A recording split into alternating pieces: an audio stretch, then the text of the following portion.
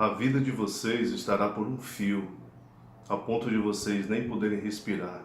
Pela manhã vocês vão lamentar, se já fosse tarde. Pela tarde vocês vão lamentar, se já fosse noite. Pela noite vocês vão lamentar, se já fosse manhã. Isso é uma profecia do livro de Deuteronômio, muito referente ao que os judeus passaram na Segunda Guerra Mundial, com a caçada que foi dos nazistas com a vida deles.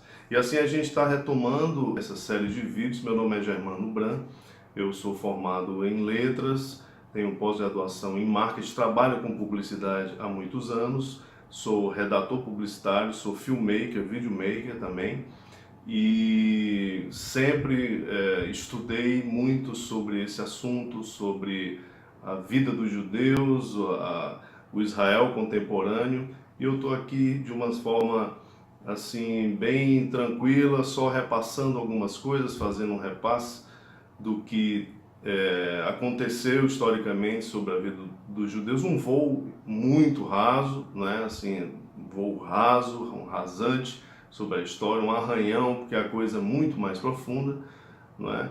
E me baseando aí a reboque dessa intenção do presidente Bolsonaro de colocar a nossa embaixada em Jerusalém, o que isso pode até acarretar risco de vida pessoal para o Bolsonaro, né? De uma certa maneira, eu sou a favor de qualquer coisa justa, sabe? Mesmo que isso tenha algum tipo de ameaça, porque aquele pessoal lá, esses terroristas, eles não precisam de nada para ameaçar ninguém, né?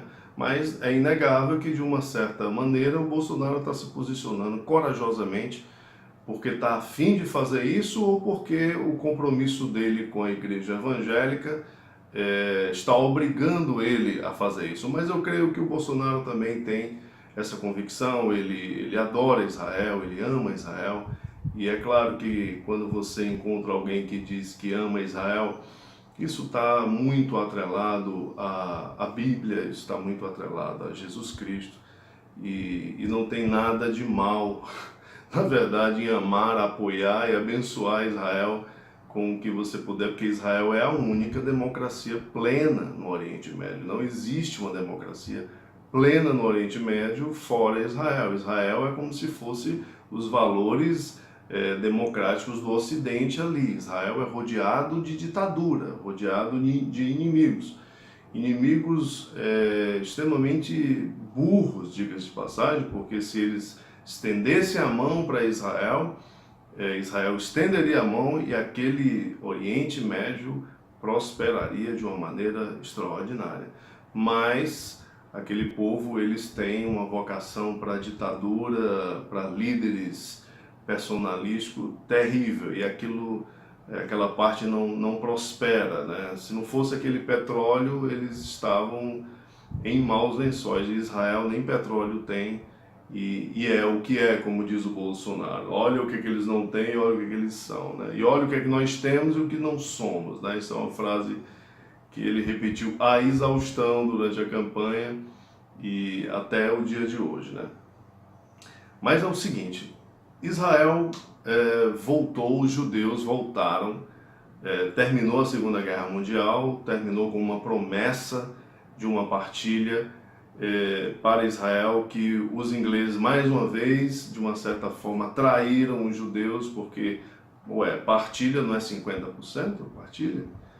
E, no entanto, deram apenas 13% de terra para Israel. E os judeus, vindos de Auschwitz, Birkenau e todos aqueles campos, saindo dos túmulos e da morte, disseram: vamos pegar esses 13% e fazer dessa terra um grande país. Eles aceitaram, os árabes não aceitaram. Na época, quem presidia a ONU era o nosso Oswaldo Aranha, que tem muito prestígio, né, na história dos judeus. Inclusive ele votou a favor da criação do Estado de Israel, e o Estado de Israel foi crescendo logo no meio de uma guerra, né?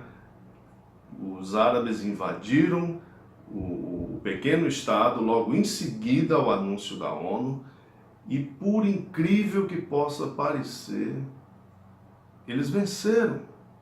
Como é que um grupinho de gente quase que esfomeado, vindo dos campos de concentração nazista, com armas contrabandeadas da Tchecoslováquia, sem apoio dos Estados Unidos, apenas um apoio verbal do Truman, e de repente eles ganharam a guerra. Ganharam. E à medida que eles iam ganhando as guerras, foram 6 guerras, à medida que eles iam ganhando as guerras, eles iam obtendo mais território, porque Israel não é expansionista, né? Ele foi ganhando território através de guerras defensivas. Eles pegaram aqueles 13% e ali eles iam fazer a vida dele. Mas os males que vieram para eles acabaram aumentando o seu território, porque eles ganhavam as guerras e afastavam os inimigos. Tipo a faixa de Gaza, eles conquistaram a faixa de Gaza e depois devolveram a faixa de Gaza. Agora vale uma coisa, um destaque importante. Os palestinos, eles são muito parecidos com os petistas, eles são assim mentirosos. Eu me refiro à cúpula petista, eu me refiro aos líderes petistas, aos cabeças, se é que pode chamar eles de cabeça, mas aos cabeças da cúpula petista. E eles são, tipo assim, a esquerda está sempre do lado errado. Toda a esquerda mundial sempre esteve do lado dos palestinos. Agora, o curioso é que antes dos judeus retornarem à terra ancestral, depois da Segunda Guerra Mundial, aquele pedaço de terra, todo aquele pedaço ali praticamente, era dominado, era governado pela Jordânia e pelo Egito durante nada mais, nada menos do que 19 anos. Egito ficou com a faixa de Gaza, e a Jordânia ficou tomando conta da Jerusalém Oriental, que é a chamada Jerusalém Velha, onde tem um monte do templo, a cidadela velha, toda aquela parte que os judeus não podiam entrar. E tem outra coisa, enquanto eles dominavam aquele pedaço, os jordanianos nunca permitiram que nenhum judeu, nenhum cristão entrasse naquele território. E depois da Guerra dos 6 Dias, quando os judeus venceram a guerra em 6 dias, eles dominaram, conquistaram aqueles territórios, inclusive Gaza e a cidadela de Jerusalém Antiga, e abriu para todo mundo, inclusive para os muçulmanos. Não, olha, são atitudes realmente bem diferentes uma da outra, isso é inegável, né? E eles conquistaram essa parte, mas aí o ministro da Defesa de Israel, Theodor Herzl era o fundador, o Dayan, o ministro Moshe Dayan, ele era um homem secular, ele não era um homem religioso, e ele não viu ele queria estender a mão para os árabes, e achando que os árabes iam achar aquilo um gesto de boa vontade, e deu aquela parte do monte do templo, onde tem o santuário muçulmano, ele deu aquilo para a administração dos muçulmanos. O que se considerou estrategicamente hoje como um grande erro, né? Porque aquilo já foi, inclusive, motivo de revolta, de intifada, de nova intifada, e na época ele era de fato para ter tomado conta de tudo, mas ele assim não fez. Dayan realmente perdeu uma grande oportunidade de manter o Monte do Templo para Israel, estendendo a mão para os muçulmanos num gesto até tolo, eu diria, porque toda vida que os judeus estenderam a mão para os muçulmanos, eles tentaram cortá-la. Então não é esse o caminho. Na verdade, os palestinos, e vamos a eles agora, os palestinos eram os árabes que estavam ali na região, que passaram a ser chamados de palestinos de uma maneira política para exatamente atrapalhar a vida de Israel. Porque quando eles viram que Israel floresceu, foi crescendo, viram que aquilo tinha potencial, eles quiseram a terra de volta, mas os árabes têm terra demais, terra que dá e sobra. Então aqueles árabes que moram ali, os palestinos, eles passaram a ser dominados, eles viraram massa de manobra. É muito parecido com o que acontece aqui no Brasil, tipo o MST. Olha o MST, o governo do Lula e da Dilma, foram praticamente 15 anos de governo. Por que que depois de 15 anos de governo em que o Lula e a Dilma botavam o bonezinho do MST, eles continuavam caminhando na beira das estradas com a foice no ombro, a enxada no ombro? Nada mudou. Por quê? Porque não interessa mudar. Isso são massas de manobra. É o tal do exército, do Stedley, né, que Lula disse que ia chamar para aterrorizar as cidades. Então, é o mesmo estilo. Por isso que essas esquerdas e a causa palestina, eles se dão tão bem, porque eles sabem que manobram tanto um lado quanto manobram o outro, não é? Então, assim, os palestinos, afinal de contas, quem são os palestinos? Ora, os palestinos nada mais são do que os árabes.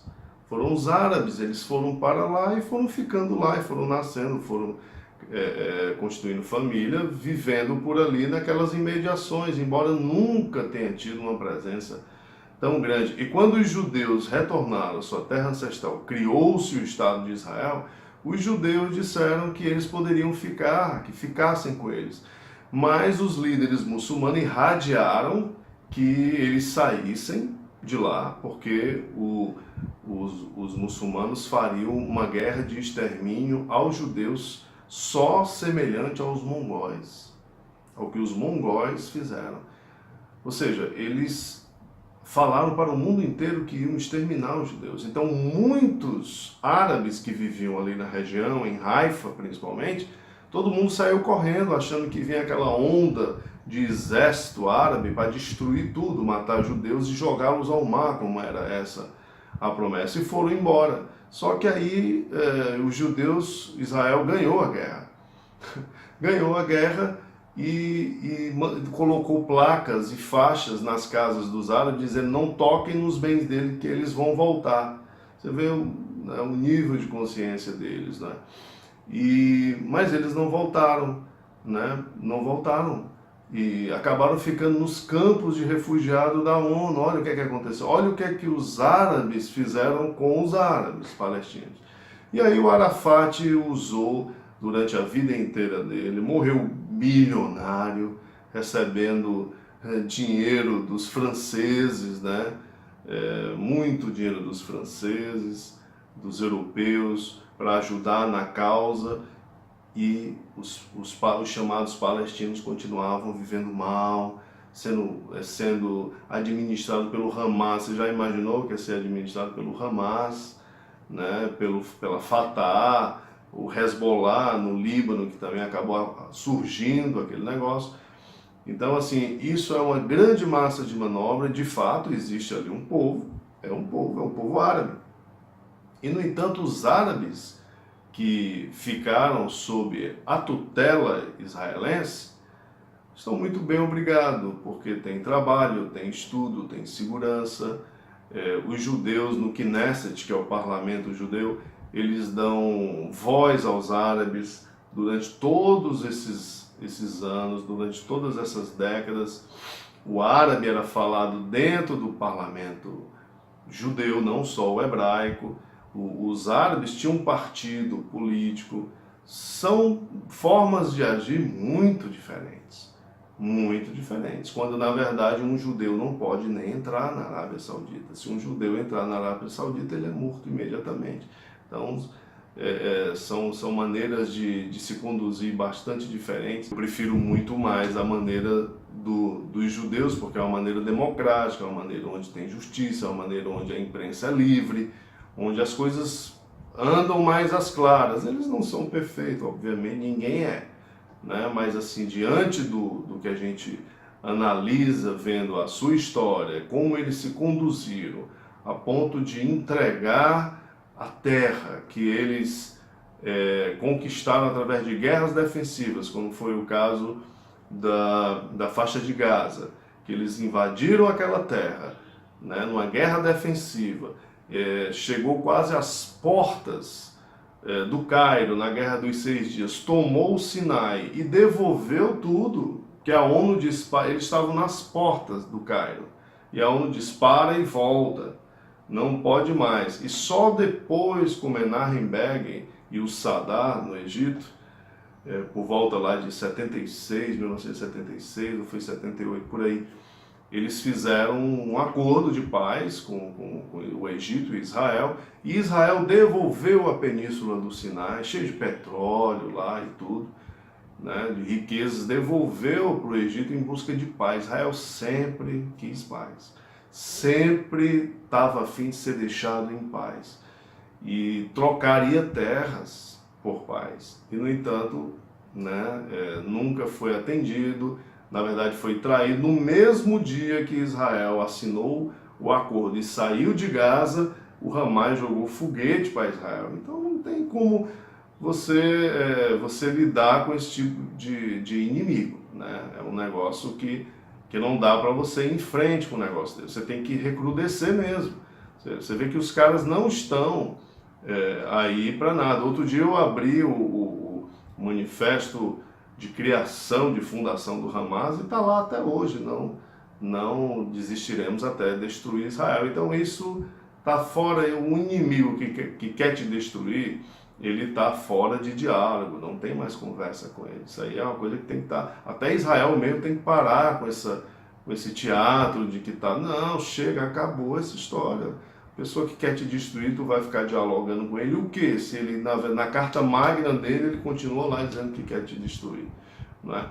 Então, na minha modesta opinião, Jerusalém, a cidade de Jerusalém, que pertencia aos Jebuseus, que se chamava Jebus, que se tornou Jerusalém, a cidade da paz, a cidade do grande rei, como Jesus falou, foi conquistada pelo judeu Davi, foi capital de Israel, onde Salomão reinou, onde Salomão reconstruiu o templo, né? E durante décadas foi reconhecida assim. Jerusalém sempre foi atrelada aos judeus, inclusive quando os judeus não estavam mais lá na diáspora, ela ficou abandonada. Foi, como disse Jesus, Jerusalém será pisoteada pelas nações até que se cumpram os tempos dos gentios. Quando se cumpriu esse tempo dos gentios em 1948, Jerusalém renasce, Israel volta para a sua terra, os judeus, e começa uma nova história que vem até o dia de hoje. Agora, uma coisa. Jerusalém é apenas uma cidade histórica. Ela não tem uma importância comercial, ela não tem uma importância, sabe, assim, empírica. Não existe isso. E, no entanto, existe uma das profecias mais impressionantes do Antigo Testamento, no livro do profeta Zacarias, que diz assim, Deus falando em primeira pessoa através do profeta Zacarias: eu farei de Jerusalém uma pedra pesada para todos os povos ao redor. Quem tentar levantá-la se ferirá gravemente. Eu farei de Jerusalém um cálice de tontear, que todos se embriagarão. Essa profecia, ela se cumpriu ou não se cumpriu? É claro que se cumpriu. Afinal de contas, Jerusalém é um dos temas, é um dos assuntos mais insolúveis da história da humanidade. Ninguém sabe o que fazer com ela. Ninguém sabe o que fazer com ela. Você vê o Bolsonaro só para transferir a embaixada brasileira de Tel Aviv para Jerusalém, é um Deus nos acuda. O Trump é um Deus nos acuda. Ou seja, ninguém sabe o que fazer. Uns dizem que não pode, outros dizem que pode. Todo mundo opina sobre o assunto. Gente que não tem nada a ver com a história. Nunca nem passou lá. Opina como se tivesse algum direito ali sobre dizer o que é e o que não é. E, no entanto, Jerusalém está nos jornais todos os dias. Ou seja, ela é ou não é uma pedra pesada? E quem tentar movê-la do lugar vai se ferir gravemente. Ela é ou não é um cálice embriagador que deixa qualquer um tonto? Com certeza a ONU não sabe o que fazer, as nações não sabem o que fazer. A única entidade, a única nação que sabe o que fazer com Jerusalém, a meu ver, até o dia de hoje, foi exatamente os próprios judeus. Porque ali é a cidade deles.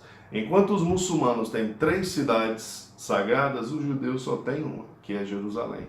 E ainda tem uma coisa, os muçulmanos, quando estão em Jerusalém, eles se ajoelham para olhar para a Meca. Eles ficam de costas para Jerusalém em direção a Meca, de costas para Jerusalém. Então, isso aí não tem nem comparação aos judeus. A cidade de Jerusalém é um cordão umbilical com os judeus e, de fato, pertence aos judeus e sempre pertencerá aos judeus. É isso aí, eu espero que vocês tenham gostado dessa série de vídeos. Ficou muita coisa de fora, mas muita coisa mesmo. Eu queria deixar uma dica de livro aqui, A Trégua, de Primo Levi. A gente sempre conhece, a gente sabe a história do Holocausto, já foi contada de inúmeras maneiras, mas você conhece a história dos judeus, dos sobreviventes dos campos de concentração, no caso aqui específico de Auschwitz, depois que acabou a guerra, o que eles fizeram? Como é que eles voltaram para casa? Aliás, como é que eles chegaram em casa? Como é que o Primo Levi, que era italiano, estava lá na Polônia, como é que ele voltou para casa, com o mundo ainda destruído? Então, o Primo Levi está contando a história dele de uma forma magistral, tocante, a literatura de altíssimo nível. Foi publicado aqui pela Companhia das Letras e é assim, mostrando como é que ele se virou, ele e os colegas dele dos campos de concentração, para chegar até as suas casas, né? É um grande livro. Eu fico por aqui. Se você gostou, por favor, dá um like, clica no sininho para receber notificações, dá uma olhada aí nos filmes e valeu e muito obrigado e até outra vez. Tchau.